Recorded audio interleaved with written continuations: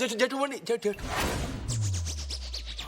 জেঠুমণি আজকালকার ছেলেপুলেদের কি আর মাথা ঠিক থাকে?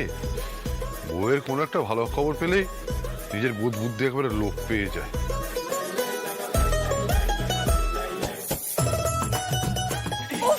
বাবা, তুমি কবে থেকে এভাবে বেরসিক হয়ে গেলে বলো তো? বেচারা ভাইটা একবারের জন্য তো দিক বিদিক জ্ঞান শূন্য এই নাচানাচির জন্য তুমি। বাবা, তুমি এভাবে সবটা মাটি করে দিলে বলো? এত ভালো একটা খবর। না না না না না, এইভাবে আমরা সেলিব্রেশন করব না।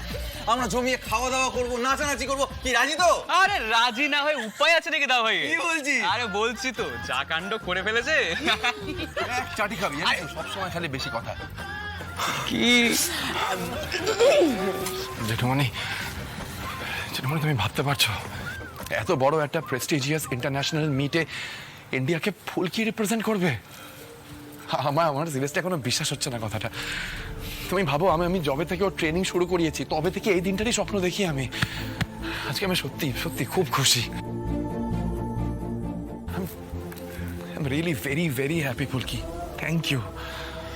সবই বুঝলাম স্যার, কিন্তু এত বড় বড় খেলা তো শালিনী ম্যাডাম খেলেন। আরে এই তো আগে খেলতো ফুলকি, আগে খেলতো। এবার থেকে তুমিই খেলো। আর আমরা সবাই চাই এরপর থেকে প্রত্যেক বছর যেন তুমি সিলেক্টেড হও। কি তাই তো? একদম। কি রে ফুলকি, তোর তো এর থেকে ব্যাপারই আলাদা হয়ে গেল। হ্যাঁ, একেবারে ইন্টারন্যাশনাল প্লেয়ার।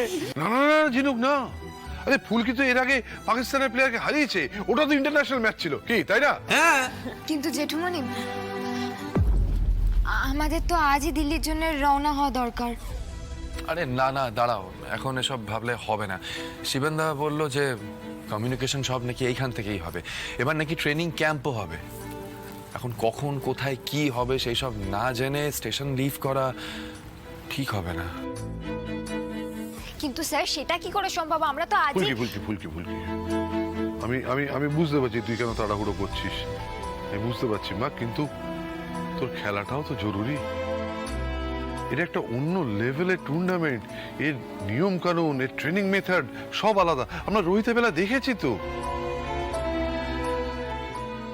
আমি বলি কি, তোদের দিল্লি যাওয়াটা কোন থাক। হ্যাঁ ফুলকি, তুই ভাবতেই পারিস যে রুদ্র হয়তো সমস্ত প্রমাণ লোপাট করে দেবার চেষ্টা করবে, কিন্তু মা ও আজ যাই করুক ঈশ্বরের চোখকে ফাঁকে দিতে পারবে না।